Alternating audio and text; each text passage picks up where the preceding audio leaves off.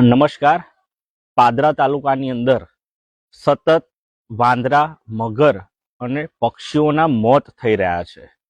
આ મોત શંકાસ્પદ છે અને આ શંકાસ્પદ મોતને લઈને અમે વન વિભાગના અધિકારીઓ પાસે એક માંગ કરીએ છીએ કે માત્ર ને માત્ર 10 દિવસની અંદર 3 મગર અને વાંદરા અને પક્ષીઓના મોત થયા. આ કોઈ સામાન્ય બાબત નથી. આ એક ગંભીર બાબત છે કે જે પશુ પક્ષી અને વન્યજીવોની અંદર આવા મોત થવા એ કેટલું યોગ્ય છે.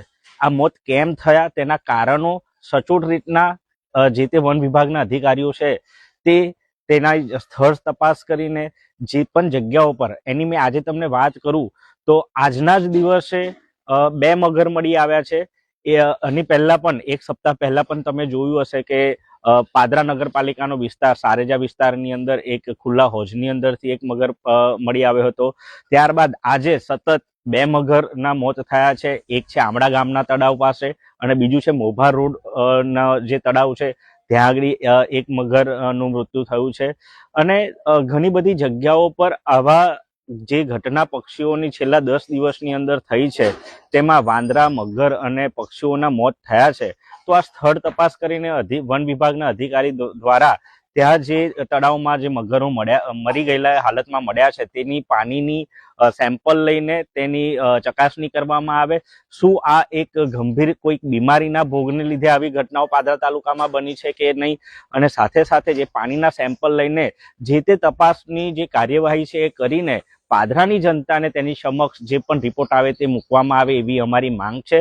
સાથે સાથે એ હવે જોવાનું રહ્યું કોઈ ખાદ્ય પદાર્થના લીધે કદાચ આના મોત થયા છે કે કોઈ પ્રદૂષણના લીધે મોત થયા છે તેની સચોટ જાણકારી અધિકારીઓ દ્વારા આપવામાં આવે અને સતત જે આ મોતની ઘટના છે એ માનવ હિત સુધી એટલે કે કાલે ઉઠીને જે પશુ પક્ષીઓને જે આ ઘટના મૃત્યુનો ભોગ બનવાનું કારણ હોય એ કદાચ આવનારા સમયની અંદર પાદરાની જનતાને એ માનવને જોખમરૂપ ના હોય તેવી એક ચિંતાના ભાગરૂપે અમે અધિકારીશ્રીને વિનંતી કરીએ છીએ કે પોતે આ એક ગંભીર વાતને ધ્યાનમાં લઈને સચોટમાં સચોટ એની કાર્યવાહી કરી એના પોસ્ટમોર્ટમ રિપોર્ટમાં જે પણ આવે અને જે પણ એના કારણો હોય એ પ્રજાલક્ષી અને માનવને નુકસાન ના પહોંચે અને આવનારા સમયની અંદર પાદરાની જનતાને કોઈક માનવ મૃત્યુ જેવી કોઈક જાનહાનિ ના થાય, કોઈક એવી ગંભીર બીમારીનો ભોગ કોઈક માનવને ના બનવું પડે અને મૃત્યુ ના થાય તે માટે પાદરાની જનતાને આવા રિપોર્ટો મોકલે એવી અમારી માંગ છે.